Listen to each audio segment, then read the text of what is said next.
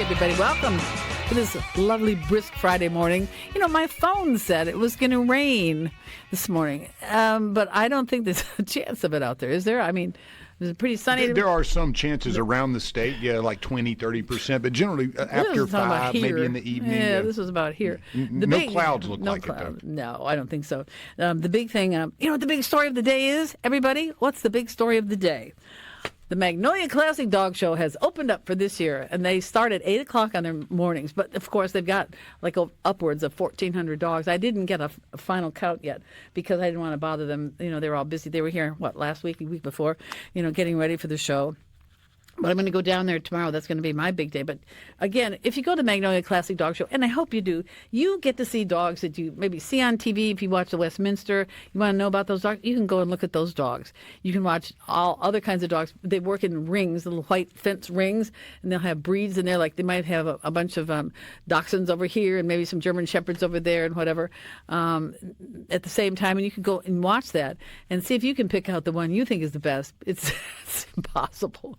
I've tried that for years. It's just I never, you know. I think they're all wonderful, but anyway. And then you can go where the it used to be behind the scenes. I don't know where they are now, really, but you can find out where the grooming goes on, and that is a fantastic place to watch. First of all, watching dogs get groomed is amazing, especially the poodles. They sit on tables and they get groomed up like they do for shows. And if the groomer goes away, they sit there. They wouldn't move. I mean, oh no, I'm not going to move.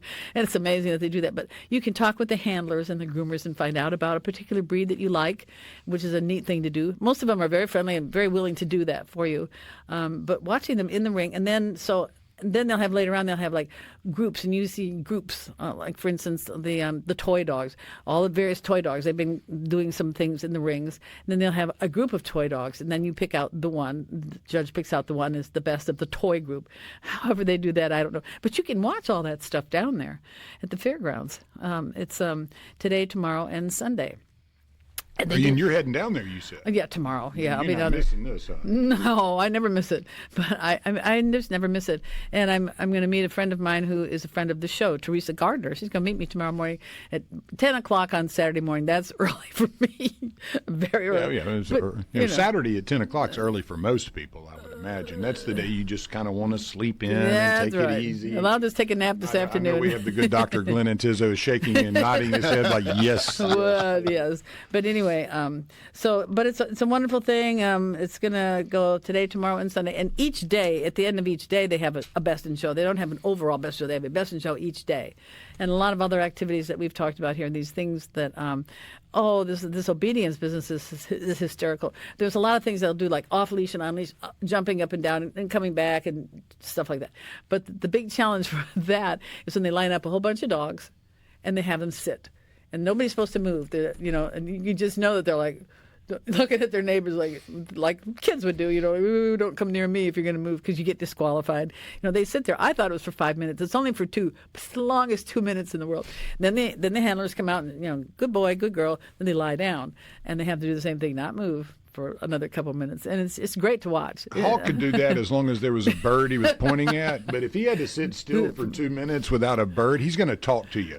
He's going to let you know. He's going to talk a paragraph, and he's going to think that you know what he's saying because he's like, it's constant. I mean, he loves talking. So, putting him in a dog show, I would have to have a translation for the judge is like, no, he's not mad at you. He's just talking. He loves to talk. My little Cece she'd get up and just go over to you, and I don't think she does woo woo woo when we're at the dog park. She gets to doing like that. It's very funny. Like, what is she, a hound? I don't know. Hey, mine loves it when you try to and you tell him, what kind of bird do you have in your mouth? He's got a bunch of different color ones. We got blue bird, red bird. We got all these different birds. And if you ask him the question with your hand open, he wants to talk to you. I mean, he'll tell you everything about that bird. Will he go get you? Will he go get the particular color? Oh yeah, and it's funny if the bird hits anything when I throw it, like if it touches a leaf off a tree or if it barely nicks anything. He is what I call him Detective Inspector Dog, because this guy is the most detective inspector you've ever seen. If it brushes up against something lightly, he's going to go sniff it and look it down and then look at me, and I go, "That's a good detective inspector," and then he'll find everything that it touched every time, and then come back to me after he has discerned the path that this bird had taken, and it's amazing to watch because I didn't teach him that. How does he know? Well, he's a German short-haired pointer. That's why. And then you mentioned Dr. Glenn Antizzo, who's here with us again this Friday. I'm so happy that you can come in. The cat man. But I was going to say, he's a cat man. Look what you're missing. I'm a cat man too now. So. But look what you're missing, Dr. Glenn. Oh no, I do like dogs. I like dogs a lot, but I just really have felt like I've bonded with cats. Your cat. Well, this particular one picked you, right? I mean, he picked you out, didn't he? Well, no, we were. That was my previous cat. This one, my wife and I went over to Marl, and she'd seen a photo of him on the WJTV Friday night, pet adoption segment, and she thought he was adorable. And I said, I don't know, my cat just died. I'm not so sure I want to adopt another one. To help you with your grief. But we went over there about 3 weeks after Lady, my previous cat, passed away, and the cat and I just sort of bonded. And I knew as a kitten, that as he got older, I thought the two of us would bond. And he's now my buddy. I mean, like when I was prepping for the show this morning, he came in and sat with me. Oh, that was nice. And did he edit your copy? It would have helped if he did. By the way, how many classes are you teaching this year at MC? 6. 6 this semester. I've got my normal 4 load. I'm teaching a class on territorial government and national defense in Guam. It's just started, and it will culminate with a 10-day trip to Guam in March. And then I've got just an internship class, so it's not a whole lot of work. With them, will they get to go? Any of the students get to go to the Guam? Oh yeah, no, that's the whole purpose. How many students can you take before it tips over? When I don't know. I'm going to have to ask Congressman Hank Johnson from Georgia about for that information. I don't want anything to happen to your students while they're in Guam, like the island just turn over on itself. One of the things we're hoping to get some help from our local elected officials, particularly maybe Senator Wicker, since he's the chairman of the Armed Services Committee. We'd like to get on a couple of bases in Guam. Anderson Air Force Base, Camp Blas, the Marine base there, and then there's a naval station there. And we'd like to, be able to talk to people in the military who could, not give away any state secrets, but at the same time, let us know what Guam's position is in the Pacific in terms of our defense posture and what the relative threats are from North Korea, China, etc. Ooh, good. I just saw a photo yesterday, for example, of the USS Abraham Lincoln pulling into the harbor in Guam, and so that made me a sign that it is heading west towards the Persian Gulf region for possible action. Well, and you got Tianann. That's scary. The U.S. has rebuilt Tianann, and that's the island where the bomb was established. Tianann? Tianann Island, Tianen, I believe is how you said. We were hoping to maybe go there this trip, but unfortunately, funds and just the amount of time limited that. Everything's thousands of miles. It is. It will take. We're leaving on a Thursday, and because you go so many miles across so many time zones, we will not get there until local time 2 days later. Wow. But the cool thing is, and this happened last time when we went in 2024, you cross so many time zones going in the other direction, crossing the international date line, that I arrived in Atlanta 1 hour after I left Incheon, South Korea. Oh. You're time traveling. Exactly. Time traveling. I got a day back. I love it. We did something a couple weeks ago when, daylight savings time is a few weeks ago. But if you look at the west of Arizona, the state, and the east portion of California where they meet, Arizona in that portion of the state does not observe daylight savings time. Right. So it's really weird because you can be 2 hours different between the state line and what time it is in California and what time it actually is in Arizona if you just walked a foot. So it's one of those, during that time of year where daylight savings time is observed in that portion of California, but not in Arizona. Right. It's also the timeline. So you have a time zone change, and across. So it's weird. It's just the only place in the country where that little swath of territory is one of those where it almost like you could figure out a business where you could win. You got a couple of hours there that would work, but I don't think anybody lives in that area very much. It's very sparse. Be very confusing. It would be very confusing, Very but yeah, much. there's some towns and stuff. But I've always wondered how that works when it's 10 o'clock here, but over there it's 8 a foot away. Like, Yeah, how do you resolve that? That's how time flies. Nothing. People talk about time flying so fast. Well, I'll tell you what, time's flying for us this morning kind of fast. We got to go. We got to go to work here, and because there's a whole lot of awful stuff out there. Where do you want to start with Iran? Because we could definitely start with Iran. Wherever you want to start, because you are the professor, and what do your kids think about your student? Are they talking about this stuff? A lot of them are, just getting back from break, so that they weren't as aware of it. But some of them are very attuned, and yeah, they definitely were chomping at the bit to talk about it. And essentially, you had a regime, an imperial regime that was there, very pro-Western, Islamic, but very progressive. Even though the people of the country are Muslim and the ruler himself was Muslim, it was a secular state. It was westernized. This is under the Shah. Yeah, under the Shah. Mm-hmm. As a matter of fact, my grandfather, my stepfather's dad, was working for Grumman at the time and was considering moving into the country.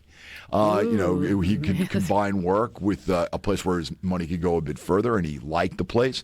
But in 1979, you had a revolution that took place, and you had a Islamic theocracy that was able to take control. It calls itself an Islamic republic because it does have at least the form of a republic. You have an elected parliament. You have a prime minister who would be the leader of the majority party. You have an elected president. But there is an extra position called the supreme leader. And the supreme leader is always a cleric, a high-ranking cleric, an ayatollah. And he is the one who calls the shots pretty much. Anything that the parliament and the president do, he can veto and override. He's also the head of the armed forces, and he's got a special force, a sort of almost like Praetorian Guard that's loyal to him called the Revolutionary Guard. And so... IRG. You heard about the IRG. Right. And so they have been basically running the country for the last almost 50 years now. And as a result, you've had a lot of, repression in the country. People are not free. Women in particular, are forced to adhere to religious dress codes. They are not able to be in educational settings or at resorts with men.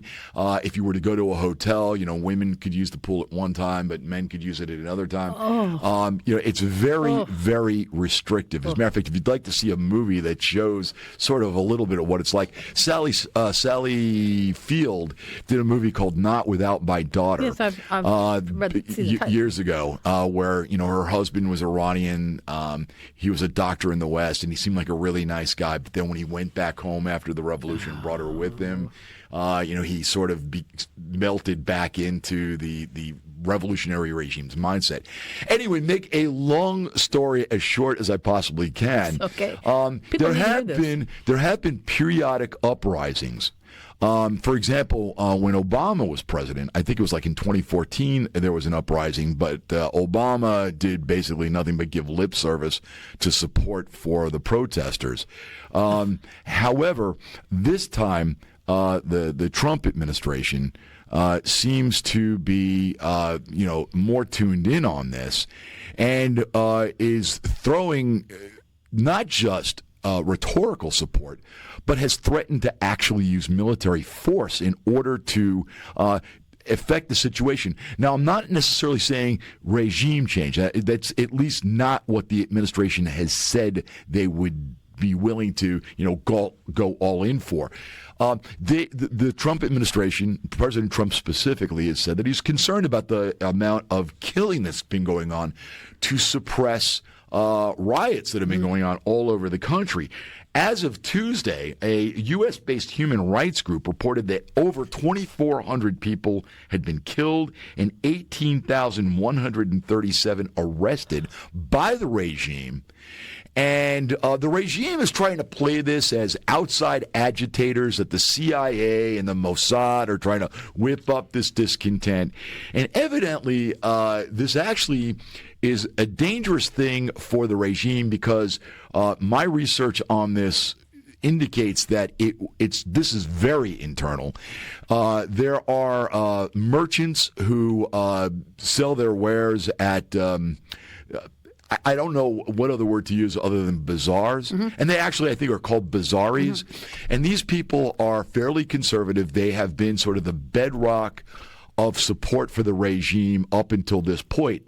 But there was some, and I don't completely understand this, but there was some sort of unrest provoked by dramatic increases in food prices, and that was made worse by a decision by the Iranian central bank that ended a program that would allow these bazaris access to cheaper U.S. dollars in order to, I guess, buy the stuff that they need to import in order to sell in these bazaars. And so a protest against inflation, my understanding is especially food prices have gone up dramatically, has over the course of several days morphed from simply a protest over inflation and food prices into a general protest against the regime.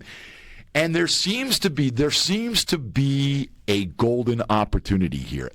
This feels different than the previous protests.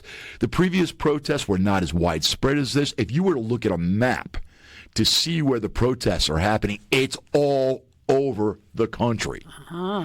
And there seems to be the feeling that this time the regime is a bit more vulnerable than it was last time. There have been numerous reports in the Western media that the supreme leader has already made plans if the bottom drops out of the situation, that he's on the next flight out to Moscow so he can join his buddy Bashir al-Assad in exile. But it's unclear as to what is going to happen next.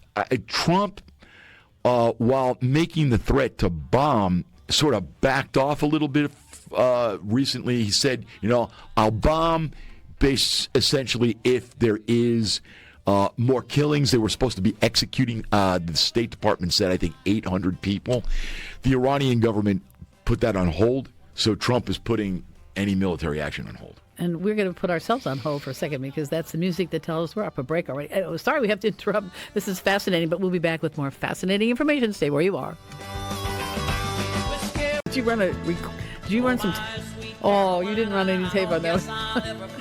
I thought that was you playing. Yeah. Oh, that's what I did too. I thought you'd run a tape of me playing.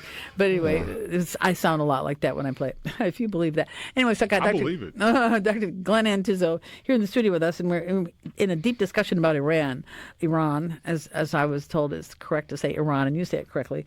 And you were saying that this revolution or whatever it is that they're having right now feels different from other things, and so go put your to that part. Well, give the there were big demonstrations even when Biden was president. At the time, a young woman was killed. Well, I should say, died in the custody of the religious police, and that sparked unrest. But there, again, in the case of President Biden, of course, his one-word foreign policy. No. Don't. Oh, that's right. Don't. And so, nothing was really done. But in this case, you have, massive crowds chanting things like "Death to Khamenei," who is, which is the name of the supreme leader. It got so bad in the country that Iranian authorities cut off the internet and phone lines on January 8th in order to stop both people within the country from communicating with each other to coordinate things, but also to keep news from leaking out to the international community. There have been demonstrations not just in Iran, but Iranians living abroad have been demonstrating as well. And, we were talking about the possible restoration of the Shah's son. Reza Pahlavi. Right. And there was in London at the Iranian embassy somebody who climbed up, tore the revolutionary regime's flag down, and replaced it with the old imperial flag. Wow. And you're seeing that old imperial flag show up more and more at demonstrations. Now, we were talking, during the break about the son of the Shah possibly, being restored, and he has been on numerous talk shows. I saw him on Maria Bartiromo's show on Sunday on Fox. And he is taking a different approach. He's not looking to be the sort of iron-fisted ruler his father was. He is proposing, as far as I can tell, a constitutional monarchy, something that would look like a European country, like Norway or Denmark or the Netherlands or Britain, where you would have him as a symbol of national unity, somebody that everybody could look forward to. He could maybe give some advice, but there would be an elected parliament with a prime minister that would run the country. So, just as King Charles in Britain is a symbol of national unity, and you can love the monarch but hate your prime minister and still be a good British subject, I think that that's maybe what they're looking to do here. And Pahlavi would restore westernized living by way of jobs for women and clothing and all that kind of stuff. He'd get rid of all this crazy stuff. I think that he would. There is a danger, though, because the government, and I don't know how much support it has, but the government has organized and encouraged pro-government protests recently. So, I don't know if a toppling of the regime would lead instantly to a better situation. There is always, and this is something that Trump maybe was having some second thoughts on the bombing about. Okay, say you cripple the regime, say you get rid of it. What comes next? Right. There's always the chance that you could have somebody even worse. Could you imagine an ISIS-like group taking over the country? And if they are, in fact, as close to having nuclear weapons as we believe they may be, that makes it even worse. Having ISIS armed with thermonuclear weapons that they could, vaporize, not just Tel Aviv, but Paris, Barcelona, and New York.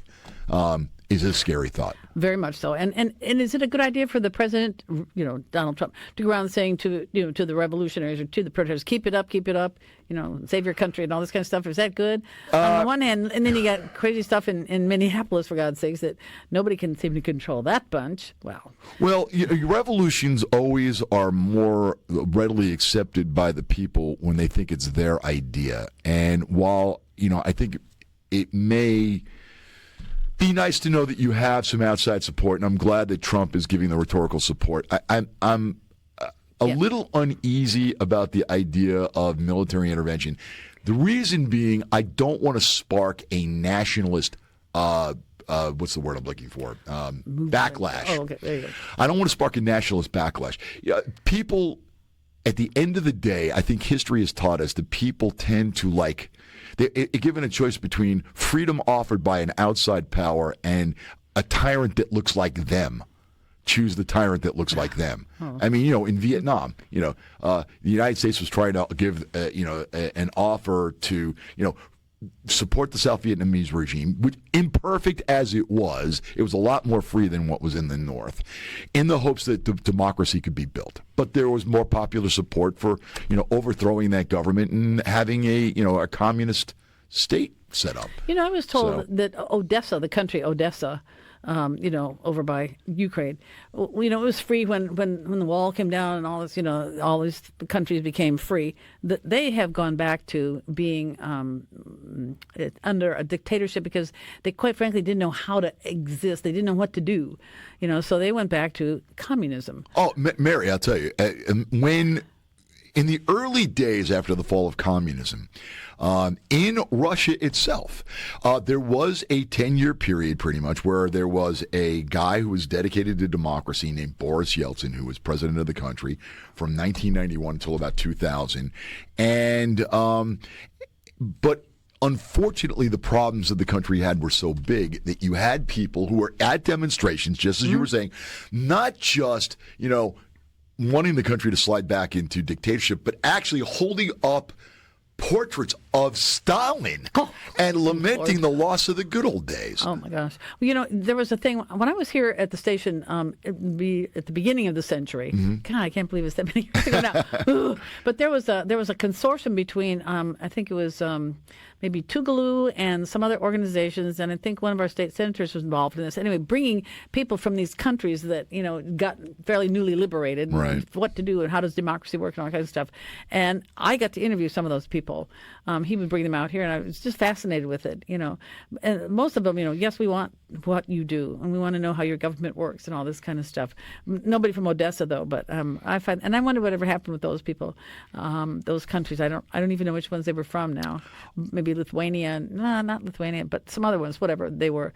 But I just wonder how they made it. But I just remember about Odessa because one time the Mississippi National Guard had to land in Odessa for some reason, and the Odessans were like, ooh, this big plane, all this kind of stuff. And they took the media. They took Bert was one of the media people, and they took them in. They were kind of surrounding the plane like they were going to attack it or something. He didn't know, and so they got off. Bert and them got off the plane, and somebody was riding a bicycle around there, and Bert said, gonna ride how he did it by sign language, ride the bicycle, and he was a biker.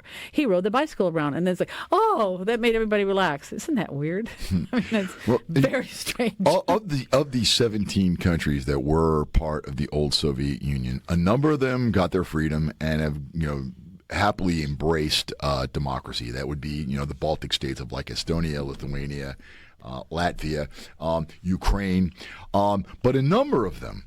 Belarus, a lot of the countries that have the word Stan in their name, like Kazakhstan and Kyrgyzstan, essentially still have, for lack of a better term, dictatorial forms of government. Really? Because we had an exchange student from, she grew up, her first 10 years of her life in Kazakhstan. Then she and her parents, they moved to northern Germany. And so she was old enough to remember. I said, well, when you were little, did you have dolls and toys and stuff like that? She said, oh, yeah, we had everything. There was TV and everything, but she was a kid too, Kazakhstan, right. And that's a big. That's to do with their space. Right. Yeah. That's the thing. The old Soviet Cosmodrome, where the Russians still have that base there, and that's where they launch their rockets from. Yeah. And I was surprised to hear that. Glad to hear that. But anyway, back to Iran. So Reza Pahlavi where is he in exile? By the way, do you know where he is? I think it's somewhere France in Europe, but I don't know. I thought he was in England, but I could be wrong. Yeah, that was my impression too. But I don't know for sure. Well, during the break, also, the landscapeman was asking about Mahmoud Ahmadinejad. Right. Whatever has happened to him? What was wrong with him, and why did he get toppled, and who toppled him? I don't know if he got toppled necessarily. I think his term may have just run out. But he was the president of Iran a while back, part of the revolutionary regime. He would have occupied a position immediately below the supreme leader. And as long as the supreme leader does not stop him from doing what he wants to do, he has authority to do what he wants to do. He was one of these people that was a really true believer in a sort of messianic version of Islam. There are two main sects in Islam. The more moderate sect, the one that most of the world's Muslims belong to, is called Sunni Islam. And then Iran practices Shia Islam. It's about 10%. Yeah. And the Shiites... You can't say that on air. The Shiites... S-H-I-I-T-E. But anyway. Believe that there have been... I'm kidding. The leader, for lack of a better term, their version of essentially a pope, was somebody called an imam.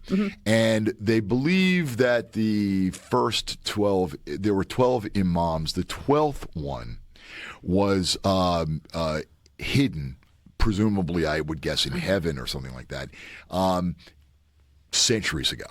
And that he is being held back by God to wait to see how bad man can make the world for himself.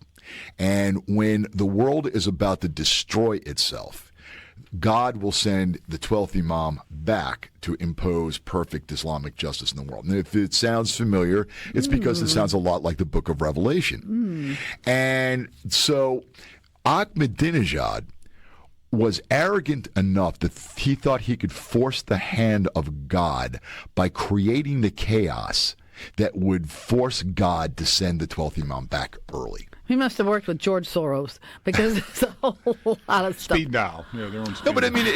mean, Man, that's the arrogance. I mean, regardless of which of the three Abrahamic religions you're talking about, Islam, Judaism, and Christianity, if you believe that you as a mortal human being could force the hand of God to do something, that is unbelievably arrogant. I don't think it happens, but yeah. Oh my God. But so I'm just we're all worried about, what are we gonna, if we start lobbing Iran with stuff, then that's very worrisome. I think, although on the other hand, they say, well, their economy is in the tank and they're weak and blah, blah, blah, blah. They don't have any nukes, stuff. But still, do we need to do this? I don't know. Well, again, we don't need to have them running the world, but, Well, like I said earlier, I'm as much as I cannot stand this regime, and look, this is an evil regime in my opinion. But there's always the worry about what comes next. Could it possibly be worse? Because it always seems, well, I shouldn't say always, but it frequently seems that the more radical elements are the ones that are willing to act more ruthlessly and are willing to do anything it takes to get control of the government, and that is worrisome. And we'll be back in just a couple minutes for our final segment, Flying By, on Mary Wieden You. Stay where you are. Here we are. Is that Lay Down Sally? No. Pure Prairie League. Amy. Oh, There you Amy. go, buddy. Okay. You know who was the lead singer for Pure Prairie back in the day? No, who? Vince Gill. Really? That's he was. wow. Yeah, that Did was his not know that. first country band, and then he went on for as a great soloist and had his own gig. I wonder, 'cause the song "Lay Down Sally" has some awful meaning to me because I had a horse named Sally, and if I didn't cinch her upright, she'd throw herself down on the ground as in "Lay Down Sally." And for years I thought it was what they call cinchy, that there was something wrong with her. But she's long gone and everything. But recently I've read in recent years about soft backs. She could have had a soft back. That things bothered her, and there is something you can buy to put on for a soft back. And I'm thinking, was I mean to her? Because I was using a cutback flat back saddle with a show pad, which is about this much, and then these wood things holding that are the base of a saddle, wooden ribs, I guess, and then this little maybe that's what bothered her back more than anything. And I'd have to get on her between the fence and the hitching post and lean down and tighten that girth up bit by bit. So it was gentle on her, but if I did it too hard, well, she did roll down on me one time. We came to an electric fence, and she started shaking really bad. Oh, poor thing. And it scared her to death. And next thing I know, I was in the hospital. Well, she threw herself down, and I fell off and landed in some weeds over here. And my friend I was riding with, she put our horses up and called 911, and it was a crazy thing. But, it scared her. She was scared of the fence. It was just a wire. But anyway, Lay Down Sally. Okay, we're not doing that. It's back with Dr. Glenn Antizzo for our last segment. We've been doing around, but one thing about that I worry about, and we won't go into it, but it's scary that awful things, a really bad thing has happened in Jackson, which is the torching of the synagogue. Yes, that is just disgusting, and I hope it's not the beginning of more stuff, because we've been lucky. We haven't, all this other stuff in the world hasn't hit us in a negative way, other than we talk about it, Yeah, no. But that is scary. It really, and it also is heartbreaking. I thought there was a possibility that, given the visibility of the synagogue nationally, that, that maybe it was an act of terrorism from outside. And as bad as that would be, it's heartbreaking to know that somebody here in Mississippi is the one that did it. And the other thing, allegedly. I was going to say, the thing that makes me proud is that the Christian churches, a lot of them, I don't know which ones they are, but they have offered their churches for services. Their Sabbath services on Friday nights, and I think that's wonderful. That's the way it should be. Yeah. No, again, and I certainly don't want anybody painting Mississippi with a broad brush. As you just said, I mean, the community here has really gotten behind the synagogue, and that's really heartening because it shows how far Mississippi has come. That Christian brothers are reaching out to their Jewish brothers in order to lend support in any way they can, financial, spiritual, practical. Yes. Yeah, and again, it makes me proud to be a Mississippian to see that. Yeah, and I remind myself again, and we need to remind ourselves, this is one isolated, sick, person who is accused of doing this. Yeah, it's lawful. Now, but what's going on up in Minneapolis, that could not happen here. I don't believe that. But what's happening up there is that's just awful. I mean, it's not ICE doing it like the governor tells you ICE is doing all this stuff and Trump is doing all this stuff. No, the paid demonstrators, rent a mob, as I call them. Rent a mob is what they're paid to do this.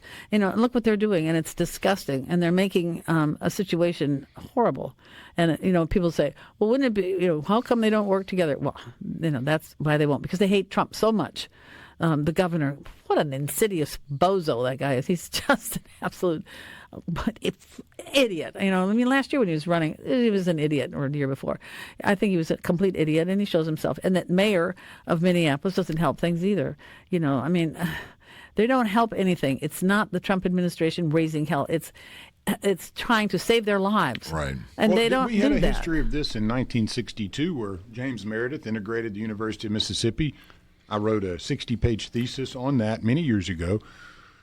And when the state of Mississippi decided to disobey federal law, the feds came in and protected Meredith and those that were going to integrate. Now, I guess my question here is there a clause or common law, a precursor that would say the feds are able to go into Minneapolis or the state and do something similar to what we saw the feds do here in 1962? Yeah, not just in 1962, but also in the 1950s. I think that the same situation was done when they integrated the high school in Little Rock, Arkansas, as well.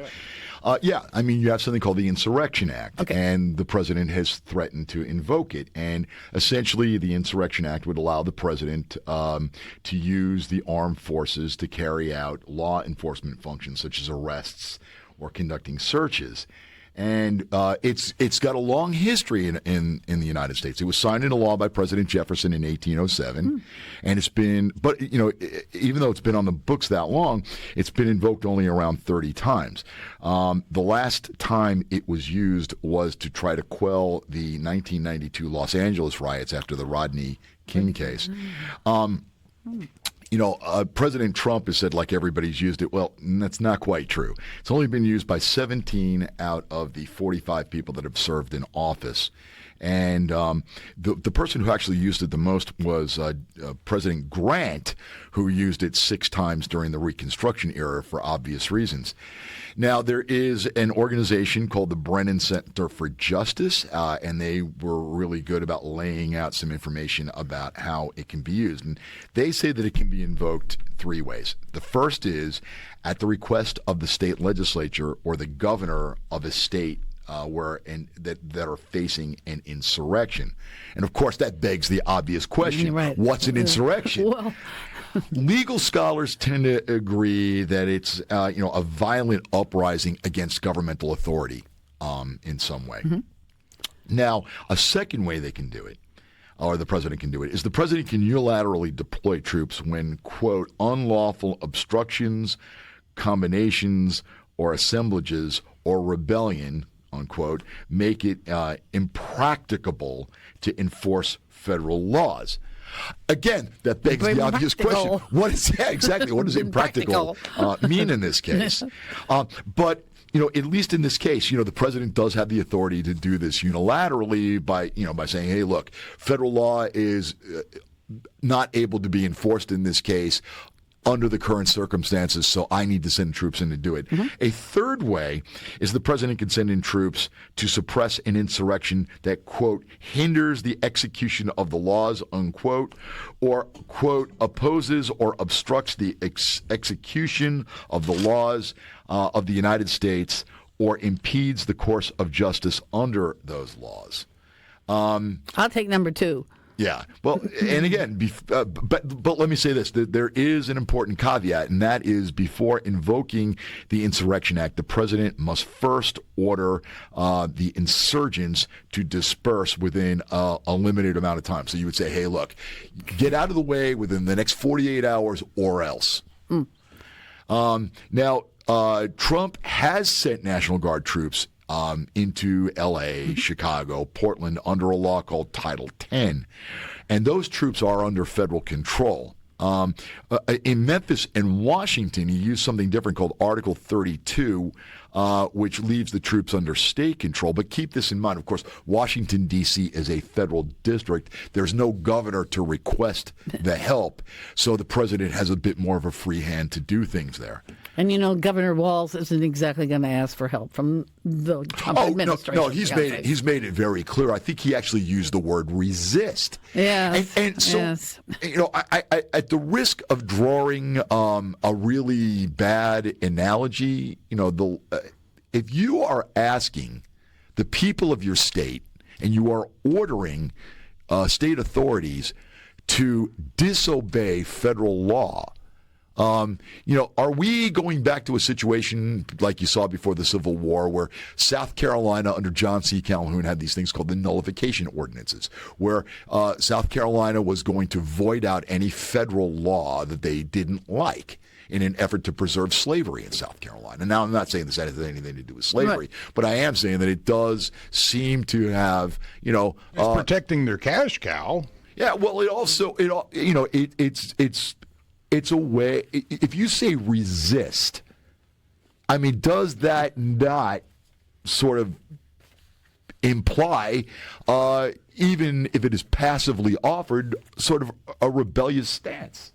I'm 100% with you on number two, and I do believe exactly what you're saying, that this is an issue in which they have openly challenged and decided to not abide by federal law. Therefore, who is more important here? Does the law of the land supersede state law? Because what I'm seeing is an entire state that has basically said, no, we're not doing what you say, similar to South Carolina trying to protect slavery. Right. They're trying to, in Minnesota, seemingly protect their TANF scandals, the money. Oh, they don't want they don't want that money to go away. $9 billion. And by the way, the governor was saying a few days ago, well, I might call up the National Guard myself. Well, I'm thinking, for what? Let's also make something clear. Again, to throw maybe one small bone to Minnesota, it is not the state government's responsibility to enforce federal law. I get that. But you're taking it beyond that. What you're doing, in my opinion, from what I'm seeing, is you are actually impeding, you are using the state's ability to impede the federal government enforcing federal law. And that's a problem. And here we go. We got to get out of here. Stand by for coming back again soon and soon. I really appreciate you being able to do this. Hey, my pleasure. It's really great. I know you got tons of things to do with 6 classes, for heaven's sake. So thank you so much. All right, everybody. The dog shows this weekend. It's going to be very cold this weekend as well. So you got to watch out for, as they say, people, plants, pipes, and what's the other one? Pets. You got to watch out for all that stuff this weekend. So can I throw something in there real quick? Yes. Mississippi College is playing Delta State on Saturday at 4 p.m. at the Coliseum in Clinton. Come on out and support the Choctaws. All right. Well said. All right, everybody. Good weekend. Good luck, Chalks.